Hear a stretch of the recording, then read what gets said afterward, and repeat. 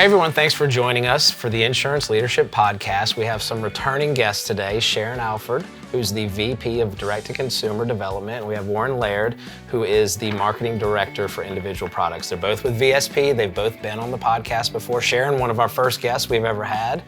And since then, we've grown this to millions and millions of followers, so we appreciate you sticking with us. And Warren did one with us last year, and we enjoyed that one as well. He talked to us a little bit about his longevity at VSP. And, you know, Sharon has been essential in a lot of relationships that we've had with her at different roles, at different carriers and different jobs within the same carrier, but she's been really essential to a lot of the partnerships that we have here at Morgan White. So we want to talk to Warren and Sharon today a little bit about what's new at VSP, what they're doing since we've talked last. So start out, just tell us, Sharon, a little bit about what you're doing there now. Sure. I've been there about a little over 7 years now. I can't believe it's gone that fast. And my primary role is really growing the individual space for VSP, which it's the fastest growing unit in our organization. And it has been for the last few years. So what I get to do is, I just told Mike Ayette, our president, that I love my job, and he asked me why. And I said, well, goodness, I get to sell to so many different people in so many different avenues. And VSP has a really fun product. So my job is really uncovering new opportunities and new relationships to grow our division. Well, and I know recently, Sharon, you've also taken on some responsibility of growing the ICRA side of your business, right? So kind of crossing a little bit over the aisle from individual to group. And I'm interested in chatting a little bit about that too. But we have a lot to talk about on that one. Great. Yeah. So Warren, tell us what's new with you at VSP. Well, I have been with VSP since 1995. I've always been in a sales role. Okay. It's something that I wasn't sure I would love, but I did love and do love. I've worked for Sharon for the past 7.5 years. Worked with her, she probably would prefer me to say, and that's true. It's been a real interesting journey for me to get out of the group side and move to the individual side here with VSP. And I'm loving it, and I'm enjoying my time with Sharon for as long as we can make it last, and the success has been terrific, as she mentioned. So you're planning on sticking around a little while, right? A little while longer, yes. Well, guys, tell me a little bit about not just you personally, but in general, what do you see changing with VSP, or maybe just the benefits landscape in general? I know we touched briefly on ICRA, and I know that's something that's new to a lot of people.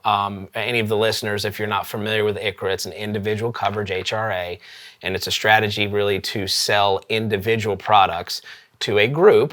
And they're paid for by a contribution from the employer. So a lot different than what most people are familiar with in the general kind of employer-employee, we buy you insurance relationship, right? So, that's something we're seeing a lot in the benefits landscape. In general, we work with a lot of brokers, and we're seeing more people chatting about it. And I'm sure that's kind of how it's become a topic of conversation at VSP as well. So tell us, Sharon, a little bit about the changing landscape that you see with benefits. Sure. I mean, with individual, I think one other significant change has been just technology and platforms. I mean, a lot of our growth has been expanding in the platform space, and it's turned into a marketplace like an Amazon experience, and that shopping experience for the individual. I think we've done a lot to expand in that area.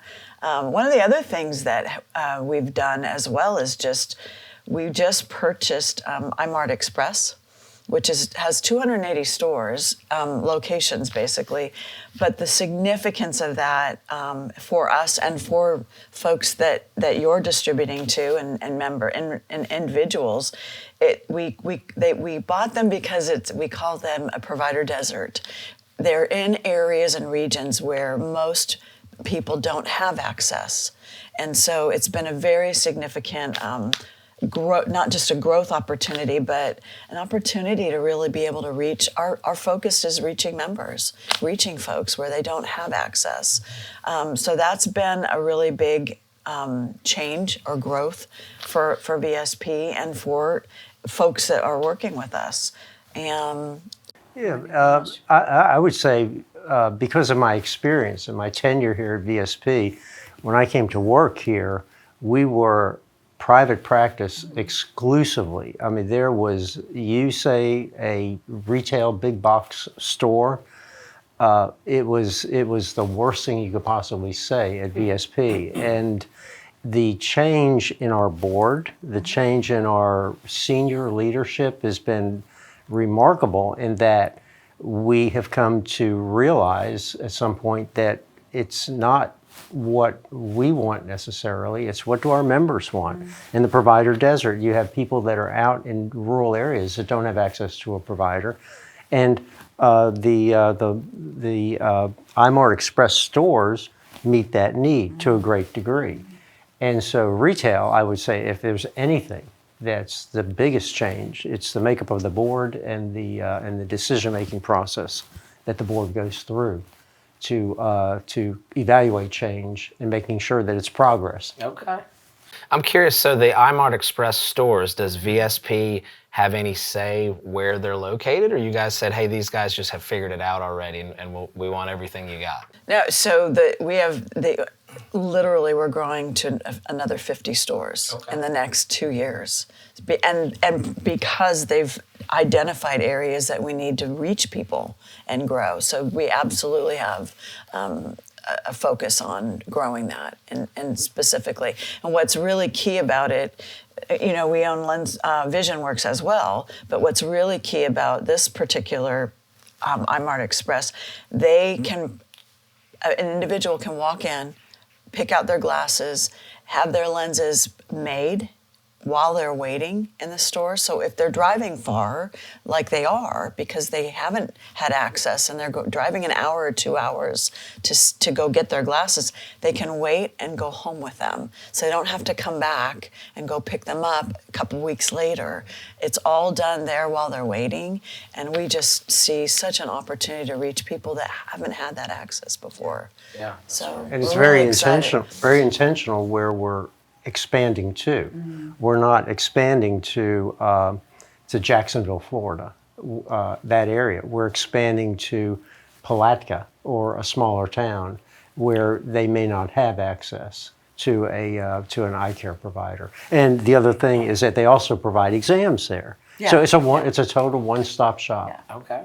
And I mean, so when you talk about what are we doing that's new or innovative, I'm so passionate about that. It's because it is something it's ultimately helping reach people that need the service, need it. Mm-hmm. Well, you mentioned technology too, which we know, I mean, that's in the insurance world, that's the buzzword, right? Everybody needs it. It's gone from being a nice to have to that's the baseline. If you're not doing it, you're probably not going to be around too long, right?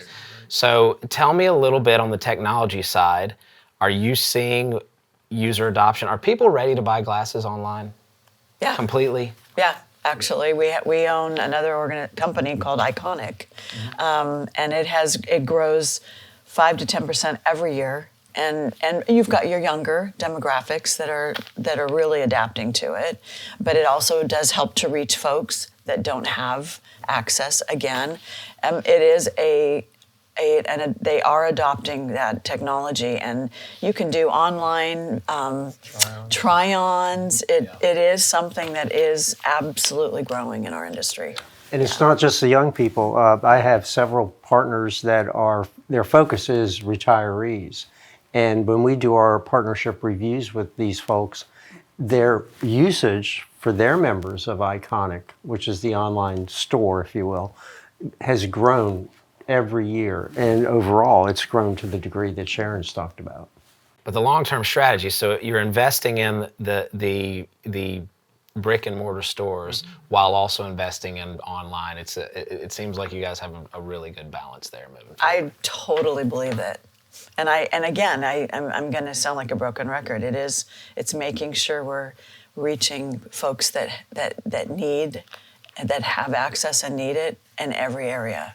I think that's been really a significant piece. So tell me a little bit about trends that you're seeing that maybe not necessarily the member, but what are some trends you're seeing in vision benefits that an insurance broker needs to be aware of? Historically, brokers have been primarily focused on the big ticket items, the medical, maybe even dental to some degree. But I think that they're with the uncertainty, I guess is maybe the right word, in reimbursements to brokers and whether their entity is even going to pay a broker. They have realized how important it is to fill that gap with ancillary products. Absolutely. And ancillary can mean all kinds of things, as we know, from dental on down to disability. And so I think the broker community, and this is not happening today as much as it happened probably a year and a half ago, has realized that they need to diversify and to make better use of their ancillary offerings to sell to the member and to look for selling signs from that client, I should have said, to promote ancillary benefits to their to those individuals. It also makes them a lot stickier for the broker. The more product do, you can yeah, do, that's right. you don't want to leave Bill, my broker, because I do 10 things with them. Right. So. And if you don't sell it to them, someone else will. Right? Someone else is right behind you. Yeah. Right. Well, and you know, when we talk to brokers that kind of push the vision to the side, and because you're right, it's okay. It's not a huge ticket item. They're not making mega bucks selling it. But you know, let's be honest. If you can't see, glasses is a now problem, right? Mm-hmm. So if the company doesn't offer it, either employer paid or voluntarily, somebody spends a lot of money buying glasses. Yeah. I mean, it's not, I mean, I'm not to down other products, but you know, life insurance is a plan you use one time, right? And you probably personally aren't going to see the benefit from it, right? Disability, unfortunate, you're protecting your income, but if you can't see, you're buying glasses, right? And if you got insurance, it makes it a lot more economical for you, right? And the impact of not being able to see to the overall health of the member and the wellness of the member is dramatic. If you can't see and you're walking in your living room and the rug is twisted a little bit and you fall and you're a senior, you might be breaking a hip, which could cause real down the road problems. So you took that very dark right there, Warren. Well, maybe sometimes not having vision insurance makes you use your life insurance one day, right? Yeah, that's right. That's right. That I hadn't thought of it that way, but you're right. But there are all things connected to the vision care of the member, and I think brokers are also coming to realize that the wellness part of this is very important. A routine comprehensive eye exam can detect things like hypertension, glaucoma, high blood pressure, diabetes, onset of diabetes. You can detect all of that through an eye exam. In fact, there are over 250 different CPT codes that can be detected through an eye exam. And we regularly see testimonials that come across of people that had a tumor that was detected during the eye exam. Not because they felt the tumor in the back of the skull, but they saw it through the eye exam itself. Yeah, wellness is actually a really big piece of what we offer and what we hope really continues, not just for your vision, but it is a wellness. There is a wellness aspect that I don't think is focused on enough, and it is significant when they get their eye exam, and it is something that we absolutely provide through that eye exam. Yeah, it's a wonderful benefit. You go to the doctor, you get a new pair of glasses, you look better, you feel better. Yeah, but you don't fall down and break your hip. And you don't trip over the dog as you're walking down the hallway. But there's the wellness component that the doctor has been able to look into your eye and see if there are signs of glaucoma, hypertension, diabetes, different medical conditions. That's interesting. So it's not just for people that don't have 20/20 vision. Absolutely. A routine periodic eye exam is one of the most important things, and I'm going to look it right into the camera. One of the most important things you can do. Because I'm guilty. So well, we'll work on that. Okay, gotcha. Sharon, let's circle back to ICHRA, because I know that's one that's close to you right now. I know you've been doing a lot of work on that, and with a member now getting dollars to spend, obviously where you come into play is, okay, they bought their medical insurance, they've got some money left. they want vision, and somebody has to provide it, right? So, you know, the big difference with ICHRA is your employer is not buying your insurance for you anymore. So tell us a little bit about how that looks for VSP and what you're doing to kind of partner with some of these brokers out there that are doing it. I'm happy to. It hasn't been identified because it isn't something that's covered under the Big Beautiful Bill necessarily on the medical, but it is so significant, and folks do have income that they're being provided from their employer to buy. So we recognized it, and what I recognized, and I wrote a white paper on it, focusing on what does ICHRA mean in the ancillary world? Because it is different. And what does it mean to VSP particularly? And how do we look at it? So, and I when I wrote it, it wasn't just for vision. It covered some of the other ancillaries that are important. And so we recognize that it's something we needed to offer. And we'd like to be able to offer because individuals need it because they're being given this this money to buy their benefits. We needed, and we need technology because it is being offered through a technology or a platform. So we are partnered with Morgan White and helping to bring an opportunity in that we see for these employers to sell it. So it's been it's been a wonderful growth opportunity. What I think people don't realize is a lot of the ICHRA platforms in particular aren't necessarily offering ancillary yet, but it's still a need. So it's an opportunity for us to build something and offer it to these platforms and to folks that are out selling it to really enhance what that individual needs as a package, a full package to buy. So we've got a great partnership with Morgan White on that. We are looking at particular products that might fit into that space for people. What are their needs? And what they need to buy. So we're looking at do we have the right product that we're selling? Do you see a different need for a potential ICHRA member than you do a true individual member? Not necessarily. I mean, everybody they have the need. Yeah. And as Warren already mentioned, it isn't just for your glasses. You need to have an exam, an annual exam. So it is surprisingly growing more than we had expected it to, just because it has been identified as, gosh, I've got my medical now, I do need these others, and my employer isn't offering it to me, so how am I going to get it? So these platforms specifically for ancillary and Morgan White helping us with that has really helped with the distribution in that space.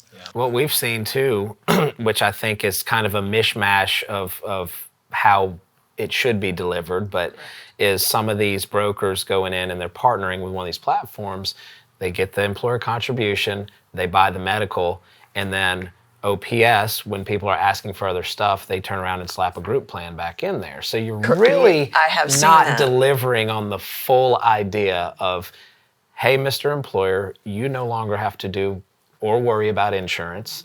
And hey, Mr. Employee, you get a choice of what you want to buy. So if you're kind of I'm doing it a little bit, but not all the way, you know, I think to really deliver on what ICHRA can do, you got to do all of it. I agree. 100%. I actually had a call with a broker recently who is doing exactly that. And mishmash is a great word because it's a little bit it's a disconnect. And it ultimately, I think, might confuse the member to a degree. So there is some work that needs to be done. And communication. I think some of these brokers don't know that opportunities exist, that they can utilize a particular platform or something to offer it as an individual basis. Right. I think there's concern, and they're still learning about it. I mean, it is even in our own organization. When you talk to the group side, they don't realize that it's what's going on and that the brokers are sometimes even doing this. Yeah. So it's an education. That's right. Change is scary for anybody. And I mean, this is a big change. It's something that I don't know we've seen a change like this in the face of delivery of group benefits in quite some time. Another thing that I had heard recently, it's primarily focused on maybe the 20 to the 50, the small group, but I have actually seen and heard, because I've talked to our consultants, the large consultants, they're actually using it as an opportunity when rates have gone up, kind of like 30% rate increases, as another avenue or another product they can bring in as just a suite of, hey, I know your rates have gone up over here. Let's talk about maybe there's another opportunity. So even in the large group market, you're starting to see some change. So Sharon also mentioned that you've been really essential in some of the partnerships between the companies you've worked for and our company. So on that kind of path, tell us what you think makes a strong partnership, a broker partnership, a carrier partnership, or I know you're working with technology partnerships now. What in your mind makes a strong partnership? Well, I mean, relationships are significant, key to me. Trust. I mean, I'm gonna list all those, but just I think communication. You have to continually be able to communicate. Marketing comes into play. Putting together the right messaging for our partners, and that they have it, they need it, they can use it. We will help in that way with our partners.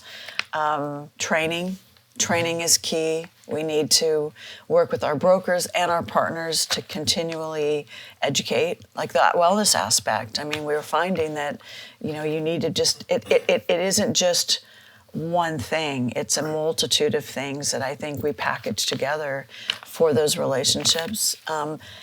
We're always looking at compensation. What makes sense? What's working for and what's reasonable for everybody for the long run. I tend to use this saying, it's a constant endurance race. You can't just build something and then, okay, this is great, quick technology, let's build it, it's done. It's not ever done. You have to continue like an endurance race to manage your partnerships and to manage the relationship and to keep it, to stay on top of it. I mean, you got to stay on top of it. I don't know if that answered your question. Yeah, no, I think that's good. One thing we've kind of seen in the last year is as our company has grown fairly quickly, is Ryan, my boss, he's got a saying. He said, distractions can show up at your door disguised as opportunities.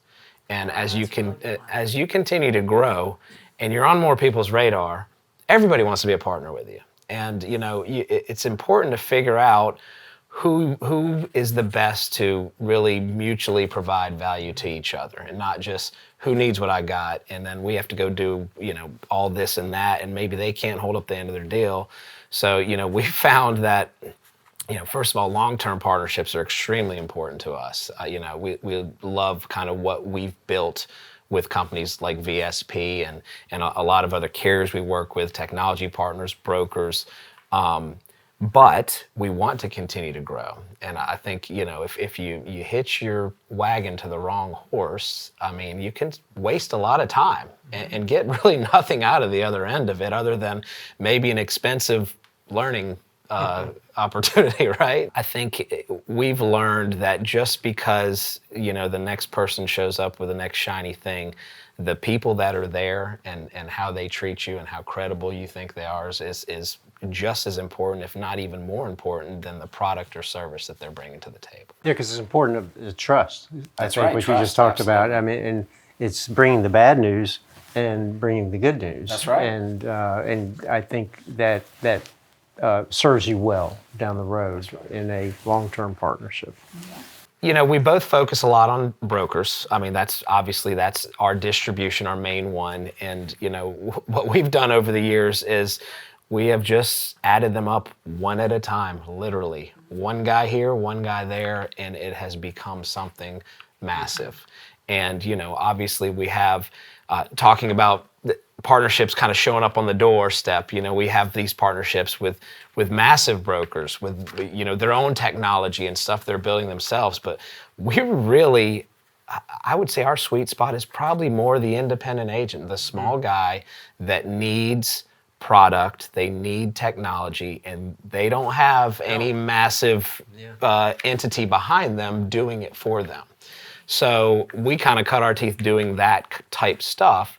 Tell me a little bit about what you guys are doing to make a broker's life easier. I think it's almost runs parallel to how we treat the member as much as the broker. That folks enroll in these programs and they can stop at any time. We ask for a 1 year premium, but there's nothing keeping them. We're not going to chase them down if they don't pay that premium. But with the brokers, nurturing, because you can create the easiest thing in the world in your ivory tower, to your mind that this is so simple. But if you don't train properly, if you don't continue to train properly, I think that brokers will lose interest in the product. They'll be approached by a competitor, another shiny object, and they won't feel connected to the carrier as they should be. So it's not just running out of a product and a high commission schedule. It's also making sure that you nurture that member to get them to continue to pay their premium to us, and also the broker to continue to sell our product top of mind when he or she sees a need for a vision program. Yeah, and building an enrollment platform that's just easy. Yeah. Real easy. And then what we're also seeing is we have to adjust to how many different ways people like to pay. I mean, that has come up. I mean, do you do this? Do you do that? I mean, my daughter now uses, she doesn't have a checking account. So, I mean, being malleable to all of that and open to all that for the broker, I think is significant.